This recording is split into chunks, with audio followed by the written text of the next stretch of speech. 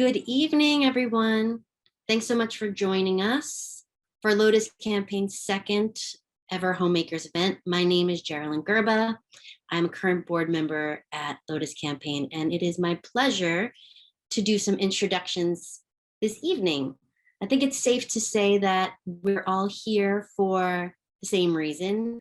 We have an idea of what homelessness is, and though the challenge feels insurmountable, we want to do something about it. We want to figure out how we can help.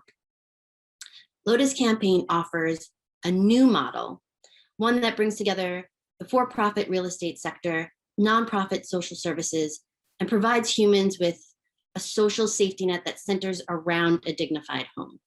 The model is sustainable, it is scalable, and by design offers a network of allies among real estate and investment, healthcare, and advocacy groups. The Homemakers Giving Circle is Lotus's philanthropic initiative, harnessing the collective fundraising power of women. And historically, giving circles began as groups of women grounded in volunteerism and community engagement. Homemakers would pool funds for the causes they cared about to wield power from the sidelines when they weren't given a seat at the table. We are homemakers in the postmodern sense, inspired by activists like Pauli Murray and by Ruth Bader Ginsburg, who worked tirelessly to make it possible for women like ourselves to open up our own bank accounts and to commit to our own mortgages without a male cosigner. Our Homemaker events celebrate awesome women who are changing the dialogue in domestic spheres of life, from cooking and entertaining to decorating and design, all while opening our own pocketbooks to make homes for others. Homemakers launched in 2021 and has raised $80,000 and helped place and keep 110 individuals in homes. We're determined to do more and hope that you'll consider joining the Homemakers Giving Circle. Now on to the program for the evening. So tonight, from the comfort of your own home, you are going to learn about Lotus's Landlord Participation Program. Then we're going to take a virtual open house tour, which I'm very excited about. We're going to hear from someone in the housing program, dive into the latest impact report. You'll have a chance to ask questions, and then we'll have a celebratory toast. And with that, I'd like to introduce Hannah Olson, who's Lotus Campaign's Landlord Participation Program Coordinator. She joined Lotus last October after completing an internship and graduating from Georgetown University's master's program for urban and regional planning. And she is going to give us some insight into the heart of the organization's work. So thanks so much again, and over to Hannah. Thank you for that introduction, Geraldine, and thank you all for being here tonight in honor of all the homemakers in our lives. Lotus Campaign was really founded out of a sense of urgency to address the growing number of people who are homeless throughout the U.S. We act as the bridge between social service providers and participating landlords, creating the foundation of the Landlord Participation Program. We do this by providing economic guarantees to landlords and funding to remove financial barriers for our social service providers, program participants, to house people faster. When homeless or facing the prospect of becoming homeless, every day is incredibly important. The Landlord Participation Program increases availability to housing and has enabled us to house over 350 residents in the past 3.5 years. Something that working at Lotus Campaign has really crystallized for me is the variety of reasons and ways that people become homeless or on the verge of becoming homeless. This can be seen in the breadth of social service providers that Lotus Campaign partners with throughout Charlotte. Charlotte Family Housing provides wraparound services to families who have become homeless for a variety of reasons and helps them get back on their feet towards self-sufficiency. We partner with 3 different programs at Roof Above, which serve those experiencing chronic homelessness, those waiting for subsidized housing vouchers, and those who are employed but still experiencing homelessness. And our newest partner, Hope Haven, provides a foundation of recovery for individuals and families impacted by substance abuse disorders. The variety of social service providers that need assistance with housing their program participants really shows the widespread impact of housing instability and homelessness within Charlotte. And unfortunately, Charlotte is closer to the norm throughout the US than not. The social service providers that Lotus partners with do incredible work supporting their program participants. Their impact can be seen in the more than 140 residents that have gone on to renew their leases, which allows them to further stabilize their lives for themselves and their families. And also in the more than 100 residents that have graduated from the program and have moved into housing on their own. Some Lotus-sponsored residents have even been able to purchase a home through programs like Habitat for Humanity or comparable programs. It is a testament to how housing and ongoing supportive services can be transformative and stabilizing in someone's life. Lotus works by making it easy for our participating landlords to say yes to being part of the solution to homelessness. We provide economic guarantees as a recognition of the risk they are taking on by trying something new. One participating landlord that we'd like to highlight this evening is Red Hill Ventures. They started as a participating landlord with 5 units, and as they saw the promise and success of the program, have since expanded access to 80 units throughout their entire portfolio. A critical aspect in the success of the Landlord Participation Program is where we are housing sponsored residents. Lotus doesn't believe in warehousing the most marginalized people on the outskirts of society.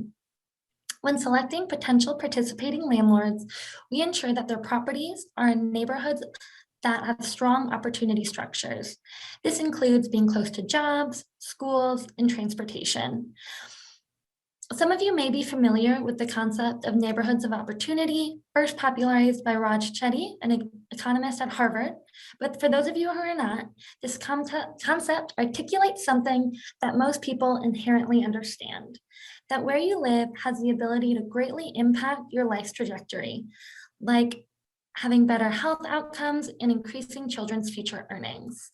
That is why Lotus strives to bring people who have previously been marginalized back into the fold and house them in apartments that allow residents the most opportunities to stabilize their lives. Now I'm going to turn our attention to a video from a generous supporter of Lotus Campaign, Ann Brady, a realtor in Charlotte, who after learning about our work donates a percentage of each sale to Lotus Campaign. I am so honored and excited to be here today. We are going to showcase a Red Hill Ventures apartment complex called Sharon Pines in Charlotte, North Carolina. This is part of the Landlord Participation Program that Lotus has assembled that allows at-risk and homeless individuals to be recommended through social and nonprofit organizations to obtain housing. I have been a realtor for 18 years, and I have seen firsthand over and over again the power of having a home of your own. I also met a homeless man through my weekly travels to an event every single week. And I befriended him, and through the use and help of a nonprofit organization, I arranged for him to have his own home. And once I found Lotus, it was absolutely like coming home for me, knowing that I could use their organization and support them to be able to help those that are at risk and in homeless status. So the way it works, Lotus actually connects the real estate and investment sectors by providing economic incentives and financial guarantees to reduce their risk. Then Lotus works with the tenants through the social and nonprofit organizations to make sure that the tenants have the support that they need through those organizations. In addition, Lotus performs in-home monthly visits to actually see the tenants and make sure they have the assistance and support that they need, and that completes the circle. So we are going to take a tour today of an example apartment at the Red Hill Ventures Sharon Pines complex.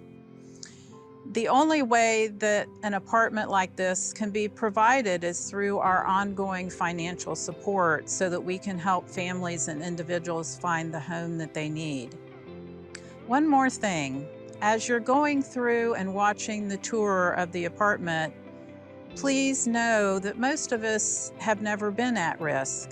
And so as we look at the apartment, understand the overwhelming joy that will come from the feeling of those at risk when they know that an apartment like this will be a place that they can live.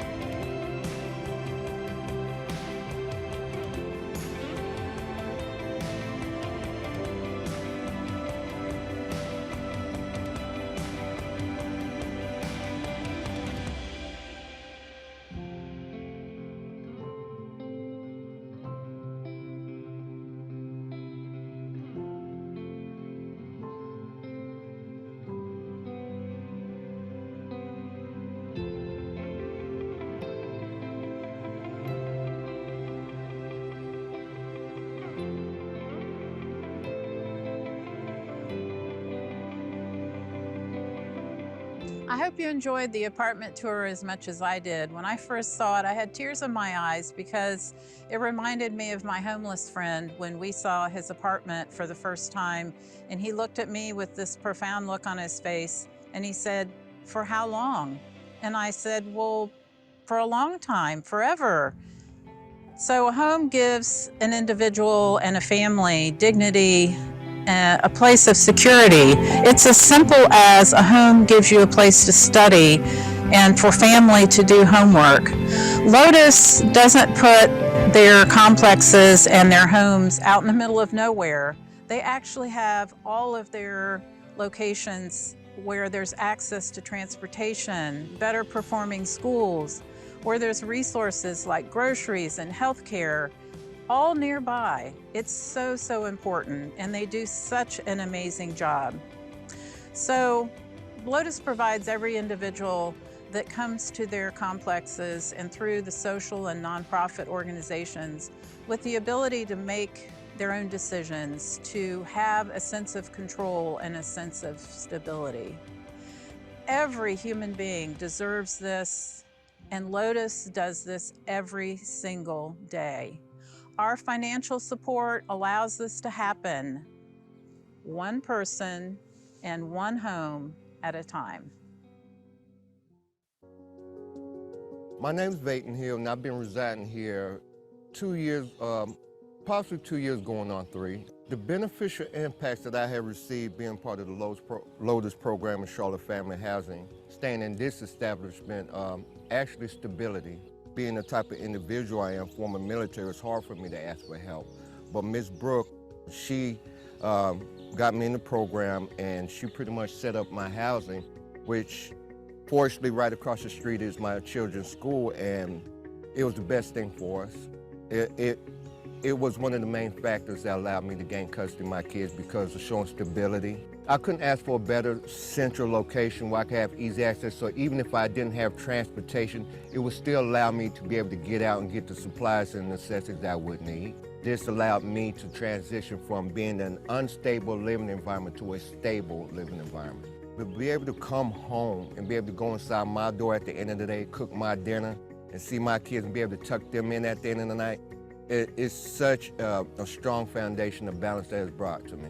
A lot of times, especially us males, being single parents, it's hard to ask for help. So you need programs like Charlotte Family Housing and the Lotus program to actually open up avenues for people that want to succeed in life, that want to, work, that wants to have something to call their own. One thing I would like to say to anybody out there, being a single parent, being married or whatever, if you have kids or not, is that if you stay focused and you stay open-minded and you keep on plugging along day by day, that there are individuals, there are organizations out there that you can find that will help you, but it's that point of not giving up.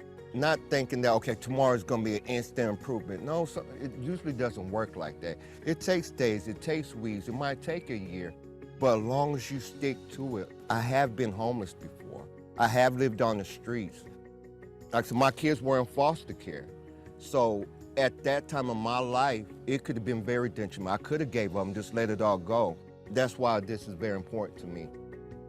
How I came up having a strong family and people that really cared about me, that gave me the tools necessary now to be able to succeed. So that's why it's so important for me to give a stable environment to my kids so they'll be able to succeed when they grow up. My only words to anybody out there, just don't give up. I know you hear it a lot, but actually believe in it. Believe in yourself and believe that there is a better day coming if you just weather the storm.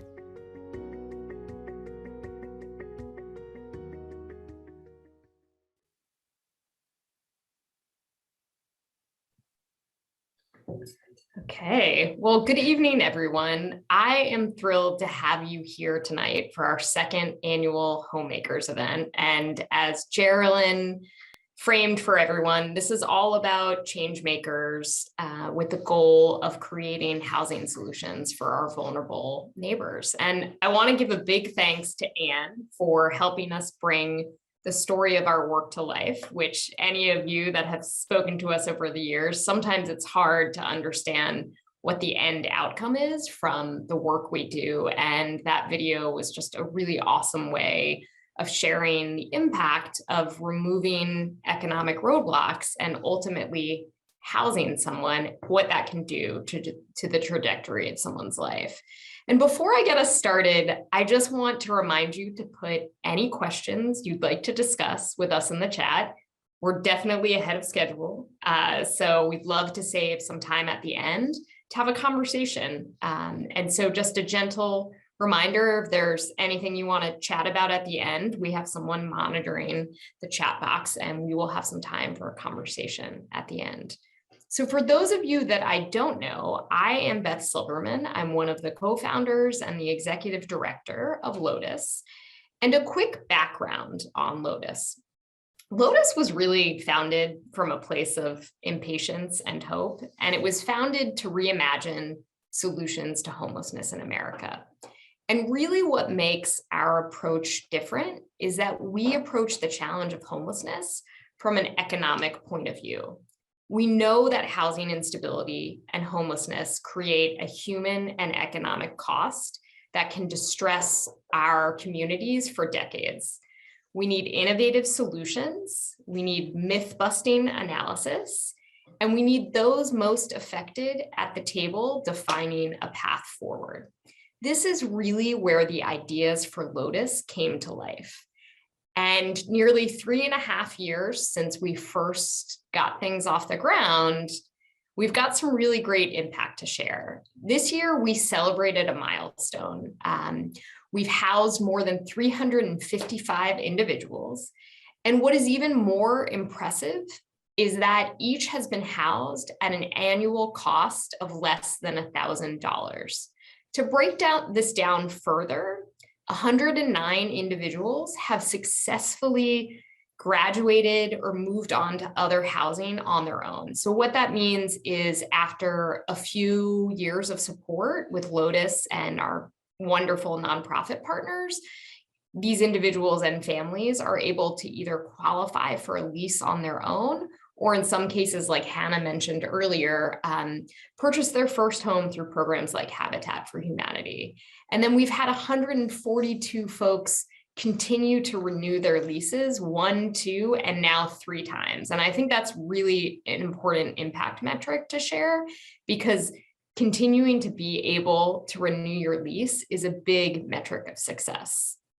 We also have been able to create partnerships with 18 community partners, including 5 participating landlords. We're now up to 7 this in 2022, but this represents over 20 residential communities. We have 3 amazing nonprofit partners. But what's misleading about this is we work with 5 different programs, really serving a whole spectrum of folks, everyone from folks that are high functioning chronics, so folks that are literally coming from a without shelter, to folks that are at risk of experiencing homelessness. We also have been able to measure that people are housed more than a week faster through our Landlord Participation Program. And you might be wondering, why is that? And so much of it is really the human aspect of the relationships we're building between our landlord partners and our nonprofit partners. We also think we're doing a great job at removing roadblocks that really cause some hiccups. But I will say that the human aspect and 2 seemingly unlikely allies starting to understand each other's languages, it really makes a difference. We were also this year able to hold 4 really interesting education and awareness events, including we hosted Pulitzer Prize winning author of Evicted, Matthew Desmond. He wrote a book about 6 years ago on poverty in America and the connection between evictions. And as you all know, during the pandemic, there was a national eviction moratorium. So a book that came out 6 years ago became almost like deja vu in its relevancy. And we were able to invite him to have an education event alongside of community leaders that work in the nonprofit sectors, healthcare, advocacy, and real estate. And one of our newest advisory board members, who you're going to hear from later in this program, was also part of that program. And I just want to share that what we're trying to do with our education and myth busting is to really reimagine how we talk about difficult things like housing affordability and homelessness, and really with an eye towards who's not in the room that should be and who's not at the table that should be. And so we have really had some interesting events this past year, and you guys are part of, while this is all about homemakers and some philanthropic things, this is also about myth busting and awareness raising. So taking some creative approaches to that. And again, I want to share that through our Landlord Participation Program, our average annual cost to place and keep someone in housing continues to be less than $1,000 per person per year. And what this really includes is solving for all these economic roadblocks that someone has on their path to finding a safe and stable and dignified place to call home. So things like renter's insurance for a year, application fees, inspection fees, a payment in lieu of security deposit, and things like guarantees for rent and tenant caused damages. And to just give you a snapshot, in 2016, the National Alliance for Homelessness calculated that the average cost we, the American public, spend on someone experiencing homelessness each year is $36,000. And since this figure was 2016 and it's 2022, we know that that's higher. So what we're also trying to do is really effectively leverage philanthropic contributions to set someone up for success and sustainability. And so just want to snapshot that less than $1,000 in a national context. And even if you were to compare it to things like 1 week in a hotel or 3 to 5 uninsured emergency room visits, which is the average number someone experiencing homelessness will have to experience each year, we think that $1,000 is really an effective way to help create a sustainable solution.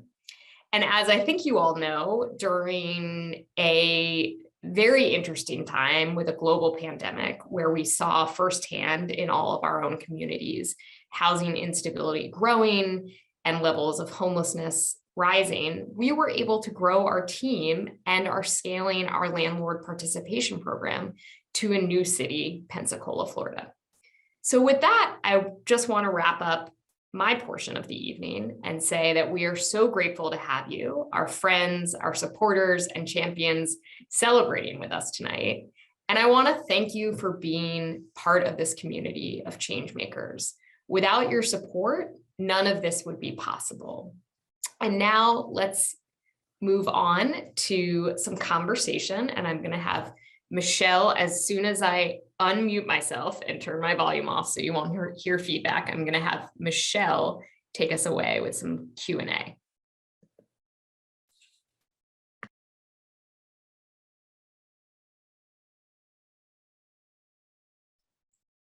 All right, so can everyone hear me?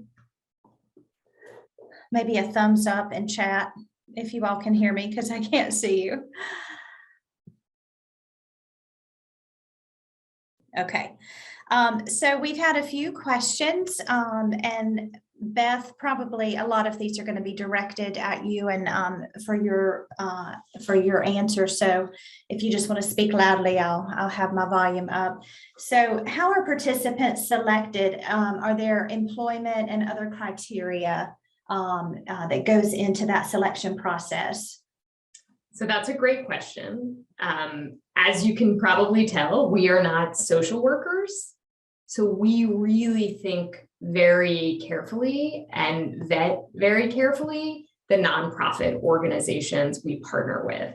And they're all serving different members of the community, so they have different criteria. So for example, Hannah mentioned our newest partner, which is an organization that specifically focuses on individuals and families that are recovering from substance abuse.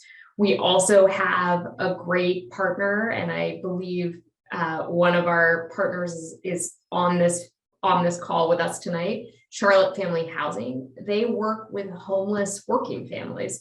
So the range is really high, and we leave the selection and program requirements to the experts because they know their clients best and they know the individual needs and best practices to help folks get to a more sustainable place. So the next question is, are the apartments furnished as shown on the video that we saw with Red Hill Ventures? So that is a great question. Really, our nonprofit partners are helping their clients furnish those homes. No one moves into an apartment without furniture. So each organization has some different processes and protocols they use to welcome someone home, but it includes furniture. Oftentimes it becomes welcome packages with just household supplies. That unit that you saw is an example of a unit that's used to house our clients, but yes, the units are furnished, just not exactly like that. And that is through the individual organizations, resources and donations. So the next question is, what is the biggest roadblock to getting more participants, participating landlords? And Beth, of course, as a founder, has been here from the very beginning, and I think she can share a couple of success stories that will answer that. Yeah, so that's a great question. I would say I can say confidently 3.5 years later, it's just sitting down and talking to someone on a human level. But I will say the real estate community, specifically landlords and property managers, are on the front lines of the housing affordability and homelessness crisis. They are seeing every day folks coming in through their doors looking for housing. If there was anyone that the current data should be gleaned from, it's this community. A lot of these companies have also been burned by programs where they've experienced something that we refer to as a drop-off service, where individuals are housed through a program, but then not given the care and ongoing support and services that might be needed for someone to succeed in housing. So sometimes we're working against some perceptions. Sometimes we're working against some direct past experiences landlords have. But as Hannah also mentioned, we're looking for participating landlords that A, want to be part of the solution, but B, are also with communities that we call it in some jargony language, neighborhoods with strong opportunity structures. So some level of transportation access, walkable to some neighborhood services and retail, and really that idea of not placing our most vulnerable communities in the margins of our communities. So finding those types of landlords is really who we try to recruit. And I would say our job has gotten a lot easier in Charlotte since starting. Sometimes you need an early champion, and we had Red Hill Ventures, which Hannah mentioned earlier. When I spoke to them, they wanted to start with 2 units. And I said, great, if you want to start with 2 units, that's awesome. And within 6 months, they called me up and said, hey, this program is great. It's really working. We want to roll it out to our entire portfolio. So that means all the buildings in their holdings. And they increased from 2 or 3 to 80, which is awesome. And an example of if you give folks an easy way to say yes to a solution, they will. We have also found that not telling someone they should, but giving the pathway to be part of the solution makes that conversation a lot easier. So the next question, I think Hannah, as our landlord participating program coordinator, can answer. And so maybe Lawrence and Justin, if you don't mind spotlighting Hannah now, thank you. So if you can explain what the support system looks like once a client has moved into their home. Yeah, so the support system is different for each or from each sponsoring organization. And what we would like to say at Lotus is that we allow the case managers and the social workers to do their job and hopefully make it a little bit easier by allowing their participants to find somewhere adequate to live. So each resident is receiving case management or is in contact or an in-person visit with their case manager at least bare minimum once a month. And depending on each resident's situation, that can go up, right? If they can be doing weekly check-ins, they can do phone calls, right? But bare minimum, everyone was receiving 1 in-person visit, pandemic allowing, a month within their apartment to check in. And I think this kind of goes along those same lines, Hannah. How long on average does a participant stay in an apartment before graduating? So this is also super individualized for each different resident. So Charlotte Family Housing is a typical 2-year program, and then people are graduating, moving on to the next step in their lives.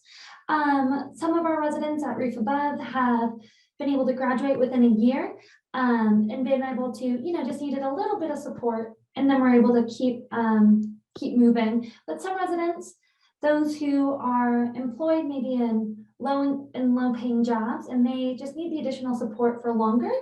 There's some of the residents who've renewed their lease 2 upwards of 3 times, right? So there's no cutoff date where we're going to drop services if somebody's still participating in their program. But sometimes people just need 1 year of support, and then they're able to continue on. Thanks, Hannah. Grace, I'm going to come back to your question as the Director of Philanthropy. I have a few responses to that question about helping our organization. So I'm going to skip to the next one. And Beth, this has to do with scaling, and that is, what are some of the top challenges that we are seeing as we go into other communities? That's a great question. I would say and I'm thinking of the delicate words to say this. I think some of the challenges with issues as heavy as homelessness and housing affordability, we sometimes as a society have a lack of imagination about who and how we can approach solutions. So sometimes I would say a little hesitancy about some new kids on the block bringing their approach and model. I would say also just having champions. So everyone that's here tonight, I consider you a champion. So when we come to your town, I'm coming at you for some introductions. But I think finding champions, helping people understand there's not just one way to get at these issues. Homelessness and housing affordability are very complex. They really tie into drivers of poverty and things like low wages and massive complicated economic structures in our society. So I would say the two biggest things are finding some warm champions and then also helping people really understand and get a sense of what our vision is. And I'll be very honest with this crowd. My dream is that, in 10 years, we don't have to exist. But everywhere I travel, the more we speak with folks about our model and impact and the work we've done, the urgency for thinking differently and bringing more folks into the solution, it could not be more urgent. There is just such a desperate need in every community for more tools in the toolkit to address these issues. So one final question that I see here is around the comprehensive nature of social work support, just asking specifically if there's a mental health component. And Hannah, you may, if you don't mind, just suggesting, I think really the extent that we know it's comprehensive tailored to the need. Yeah, absolutely. So we by no means dictate each residence what supportive services they need. We really leave that up to the caseworker who knows them best and knows the challenges that each family is facing individually and how to best support them, in either their journey to recovery or becoming self-sufficient, or just the little bit of extra support that anybody may need. Yeah, and I'll just add, you're still going to see Hannah on the screen, but this is Beth, that different organizations have different approaches. We've had partners that bring meditation and mindfulness into their solutions, that bring physical exercise to it. I think we are lucky to have some really best in class partners who think outside of with how they're trying to help the folks that they're working closely with. And I would say absolutely mental health is a huge part of each of their programs of support. These are all good questions and really prompt good conversation, and hopefully you'll take some of these away and continue these conversations, and certainly feel free to contact any of us. We love to talk about our work and would be happy to have conversations with you outside of this forum. At this time, we're going to have just a little bit of fun and mix things up.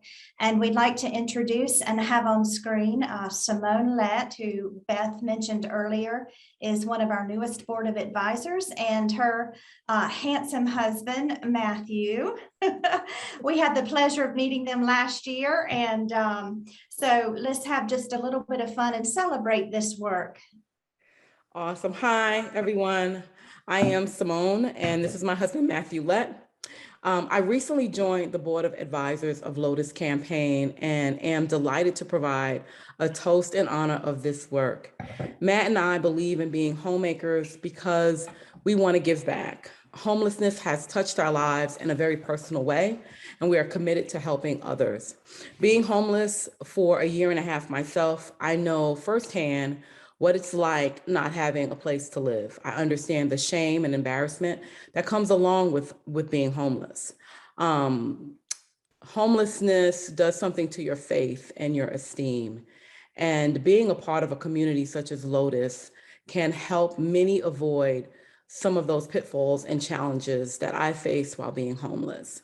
So kudos to all those who support the efforts being done here at Lotus. This drink that we're going to partake in today, we have to give a shout out to Tiffany. Tiffany was not able to be here today, but she's a rock star. I love her to pieces. And Tiffany is a mixologist, and she's given us this awesome signature drink. A little bit about Tiffany. I met her at a restaurant in Krogs here in Atlanta. I knew about her from a magazine, and I kept saying, you know, it would be dope to meet her. It would just be phenomenal. And lo and behold, I meet her at a restaurant, getting ready to leave. And there she is at her spot, which is bar. And instantly, because of, you know, her smile and her infectious personality, it's just so bubbly, we became friends. Tiffany is, I would say, a historian when it comes to mixing drinks. That girl has taken collard green juice and made a phenomenal drink from that. So that's just to say her level of expertise. And so today we're going to raise our glasses and celebrate anyone and everyone that comes to mind as a special homemaker in your life. I'd like to thank Tiffany for this amazing drink. It is called Spring Blossoms, everyone. Enjoy. And it's delicious. It is. It's so good. Now, in her recipe, she does use strawberry. I use blackberry because that's what I had on hand. Thank you, Simone. Thank you, Matt. We really appreciate you all being a part of this, and what a great opportunity for us to be in your presence. And it was just wonderful to have met you last year. Simone, you can go on our Homemakers webpage on our website, and you can see the video of her cooking last year and talk about a bubbly and an infectious personality.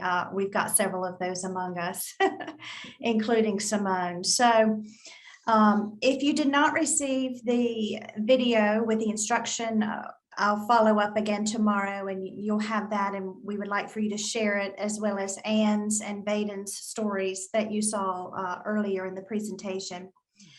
So with that, as our evening comes to a close, we would just like to say thank you. And whether you realize it or not, you have already given us a wonderful gift, a gift of your time. You made a choice to be present, to learn about our efforts, and to join us in fellowship. We hope that you will reflect on the stories and impact shared from different perspectives and different voices heard tonight. We hope you will leave with a new or a renewed curiosity of what home means. And we hope we've demonstrated our ability to be good stewards of your investment in our work. We encourage and invite you to consider supporting our mission to end homelessness and place individuals and families in a home that provides hope and dignity. Until next time, we're giving you just a couple of minutes of your life back tonight because we're ending early, but we hope you have a wonderful and a great rest of your evening, and we look forward to future conversations with each and every one of you. Good night. Good night. Good night, everyone.